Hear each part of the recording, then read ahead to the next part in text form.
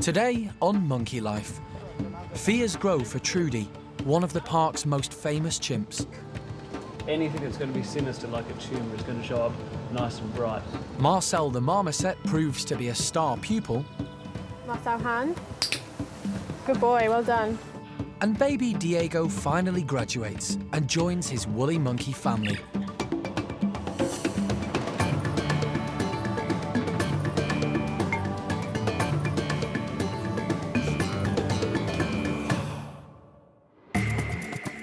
This is Monkey World in Dorset. Tucked away deep in the English countryside, it's the largest sanctuary for monkeys and apes on the planet. And this is Dr. Alison Cronin, the primate's best friend. Alison and her team spend their lives rescuing Pretty huge, yeah, it doesn't get much huger. and rehabilitating primates from all over the world. You see, we're all head shaking hello. They currently look after more than 240 monkeys and apes from 15 different species.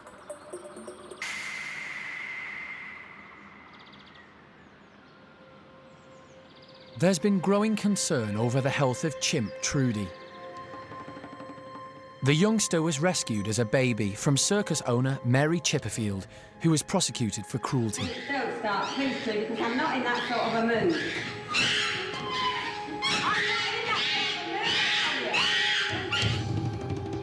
Over the last few weeks, Trudy has been displaying signs of back problems. But a series of X-rays has failed to provide a definitive answer. It's narrowed down the possibilities of what Trudy's problem is, that work that we did on her the other day, but it still leaves us with a full range of something that is terminal and not very nice for Trudy's future, or something that simply is a case of she needs to be, a little bit cautious for a while and she'll heal up and get better. Still we need to do a bit more investigating and find out. I am very concerned for Trudy. The X-rays suggest there may be some kind of mass around the vertebrae in Trudy's upper spine. That could indicate a tumour, which might be cancerous or not, an infection, but her blood tests were clear, or be the result of a previous trauma injury.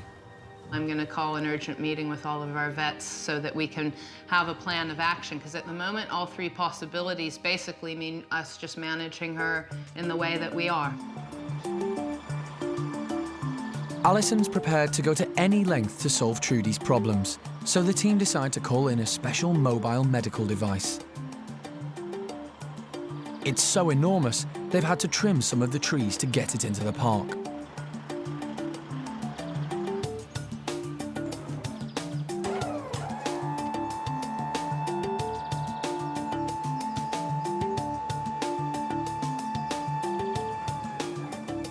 We're in a lorry, basically, which contains a mobile MRI scanning unit, which comprises of a huge magnet and all the various computerized gizmos that go with it. But it's rather like an extremely fancy X-ray or a CT scan. And it's going to tell us a lot more about the problems in Trudy's neck than a conventional X-ray will do.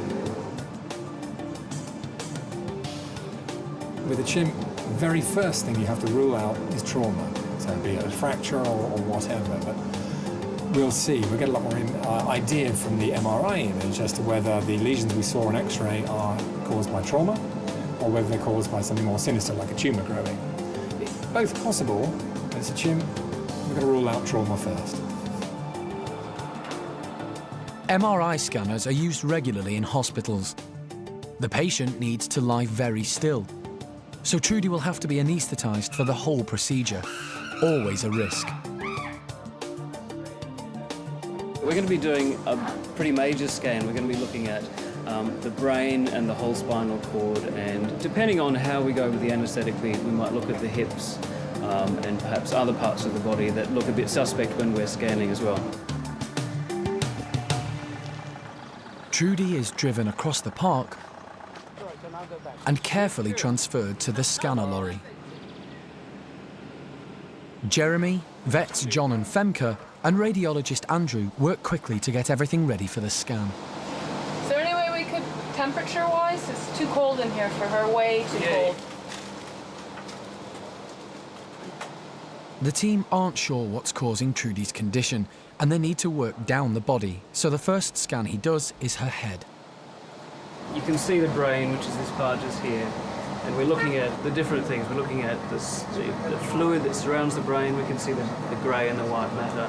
We're looking to see if there's any tumours, any great nasty effects from some trauma.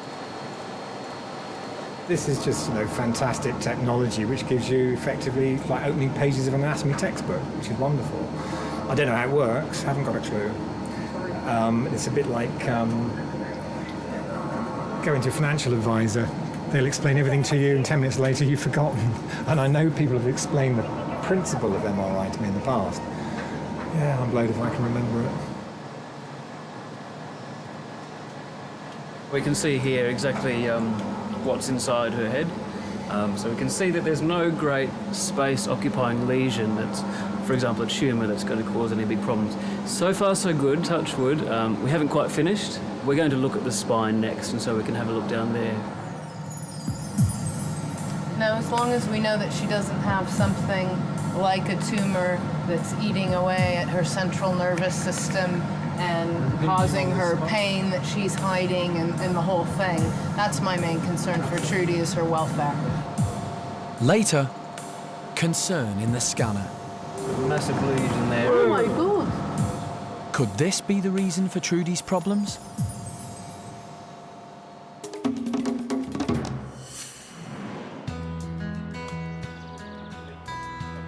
Leanne Bates and her husband Mike are regular visitors to the park. They're both primate experts from California, where Alison's from. They swap ideas and research with the team at Monkey World and help with the primates training. You can vary the session by mixing up the behaviors a little bit more. Yeah, okay. Today, Leanne is helping Donna from the Small Monkeys team. She's training one of the tiniest monkeys in the park, Marcel the marmoset, to present his hand for inspection. That's our target. Good boy. Technically, the technique they're using is called operant conditioning. That's our target. Well done. Clicker training for short, because a click sound is used to tell the primates they've done something right. It's mostly used on the larger apes, so for tiny marmosets to learn, it's quite unusual. That's our target. The first stage is to persuade the monkey to come to the right spot on the mesh by providing a target. That's our target. We're actually conditioning a really natural behavior for most primates, which is to reach out and touch food, which is a really strong motivator for them. And we're pairing that with a click, which is actually something that tells them they did something good, because it usually is followed by the food. Good boy. These guys have really tiny fingers. They get into squabbles once in a while. So finger injuries are not uncommon. So you can imagine to have a hand presentation at request at any time in the day gives you a great opportunity to look at an injury up close, and in most cases even treat it. Target. Leanne believes clicker training is the kindest and least stressful way to help captive primates. This is basically making their life here as high quality as possible. We want to let them just do what they do in a social setting. And that's really the goal here at Monkey World. Nathan, target. Good boy. Well done. Marcel's been successful with the target, so Donna tries tiny Nathan next and asks for his hand. Hand. Nathan, hand. But Nathan's lost interest, Some more. Nathan. and Marcel's nowhere to be seen. So, for now, Leanne and Donna abandon the training session.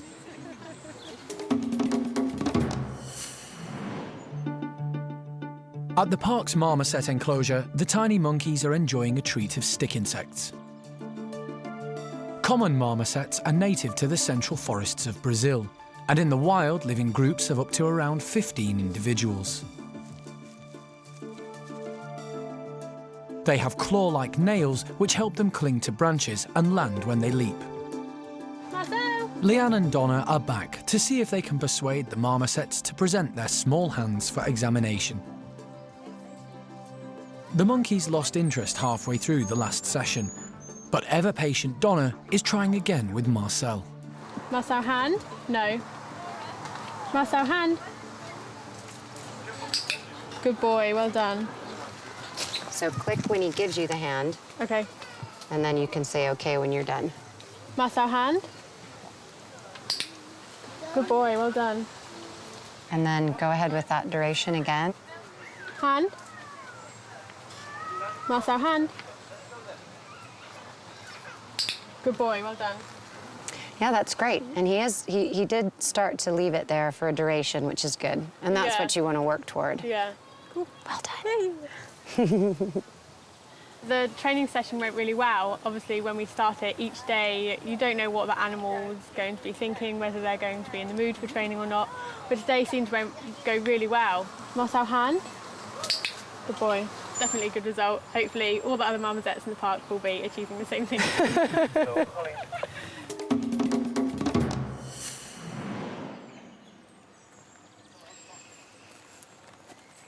The majority of the chimps at the park have been rescued from beach photographers and the pet trade. The care staff try to encourage the kind of behaviour they would have learned in the forest, like foraging for different foods. Today, they're putting out Pachnoda grubs, high-protein insect larvae similar to those the chimps might eat in their natural habitat. Hananya's group all had a tough start, but life at the park has given them a second chance. Being the alpha male, Hananya always gets to eat first and has no hesitation snacking on the grubs. Gangly teenager Shamak hoovers them up and looks for more, while Simon and high-ranking female Joni are a little unsure.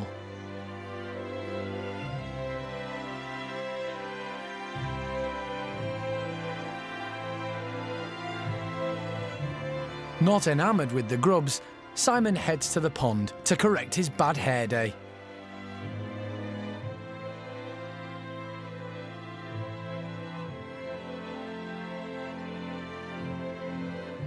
While former lab chimp Evelyn, usually a bit of a tomboy, ignores the grubs completely in favour of comfy blankets.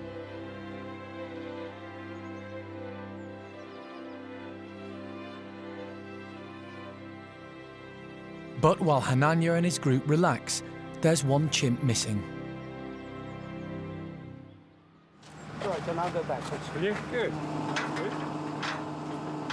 Trudy has been suffering from back problems, and the team are hoping a mobile MRI scanner will reveal the cause. They've looked at her brain and are now examining her spine. Anything that's going to be sinister like a tumour is going to show up nice and bright. So we haven't seen anything there. Exclude the brain, because although it's bright, it's meant to be surrounded by fluid, so that's fine. That's good news. Wildlife vet John checks Trudy's vital signs, and she's lined up for a lower back scan. There's a massive lesion there. Oh my God! So it's... Andrew has spotted an abnormality in Trudy's lower lumbar region. This could be the cause of her pain. Looks like perhaps a slight herniation of disc material here. Interesting that some of the discs in the neck appear to be desiccated or dropping. We're looking at the top part of lumbar vertebrae number 5, which looks to have perhaps ankylosed or fused with the vertebrae above it. You can imagine two bones that are meant to be separate, but when they become one, they start to fuse together. Then it means that anything that's meant to be between them, be that disc material, or if it's impinging on the spinal cord, then it's going to cause problems to whatever that happens to be. If it's impinging on some nerves or some the spinal cord, then it's going to cause a lot of pain, and that could be why she's now tentative. And instead of jumping from tree to tree, she's now going down to the ground. So yeah, it's going to cause a lot of pain. Is it curative? You can actually go in and shave off part of the bone. That's a decision that John will make in consultation with his colleagues. A lot of primates get spinal arthritis, but not in the same kind of position as that.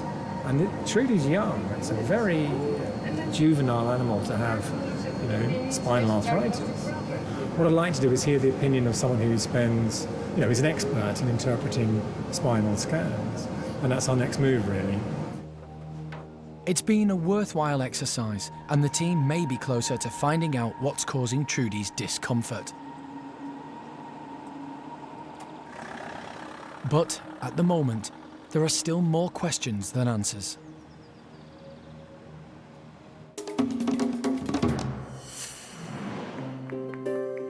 You're a good little man, aren't you? Yes, you are. Baby woolly monkey Diego is now 6 months old. He's been hand-reared by Alison and the primate care team, but their sleepless nights have come to an end. Today's probably the last day that I'm gonna have him here with me feeding him, because I think really now I've become more of a hindrance in his life than an asset, and he's ready to join the woolly monkey group for good. So I think today is probably gonna be the last day that he stays with me. At this point, he spends all day long with the woolly monkeys and flies about the enclosure, so there is no need for us to be fussing over him. He's a woolly monkey and he's ready to go home. Diego is about to join his new woolly family full-time.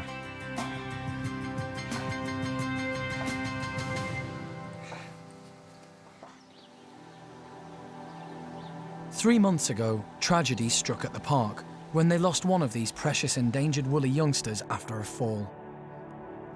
Little Raoul's accident shocked everyone, but now the team have a plan to make sure Diego stays safe.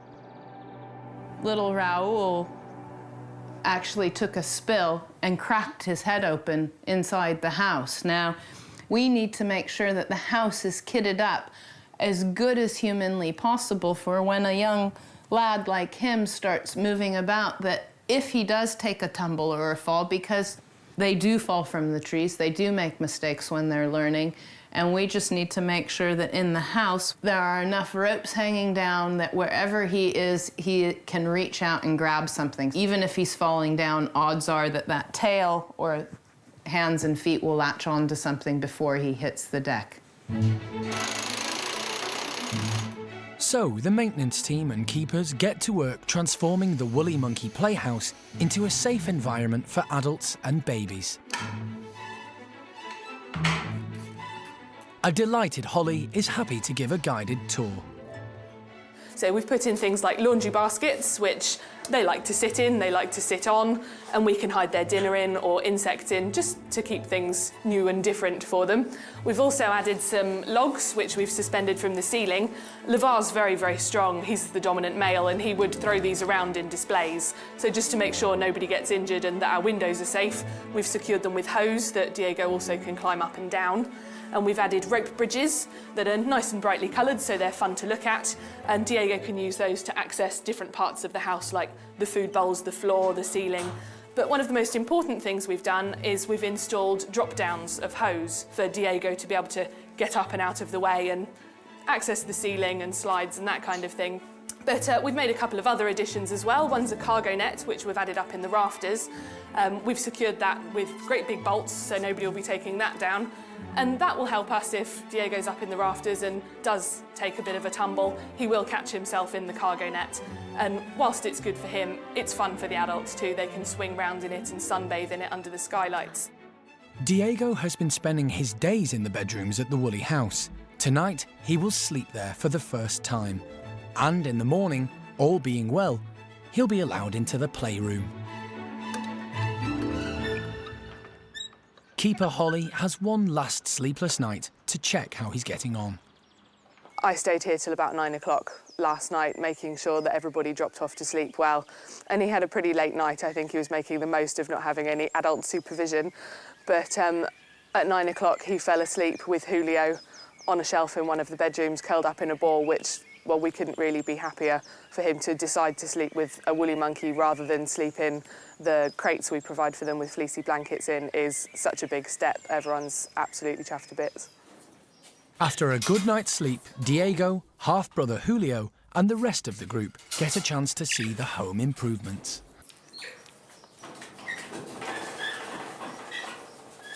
Well done, guys. Come on then. Come on, Suze.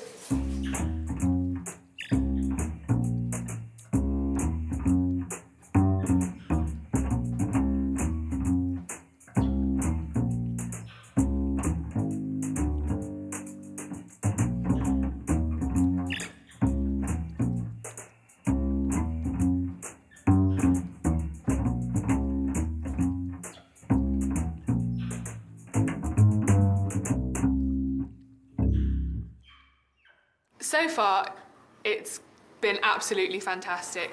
Diego was a little bit unsure at first. We were quite happy for him not to even brave the room for days and just check it out from a distance, but he went and had a look in the tunnel, had a quick peek in the room, thought about it for a minute, and then he was straight in, all over the floor, up and down the ropes, and the browse seemed to be a particularly good hit, jumping about in that and eating some of it. So far it's going fantastically. Next time on Monkey Life, the ring-tailed lemur who ruled the roost at a family home. Kaya didn't fit in to our life at all. We had to fit around Kaya. You ready, Elvira? Look, ha! That's it. And the Chilean capuchins get a lesson in wild behaviour.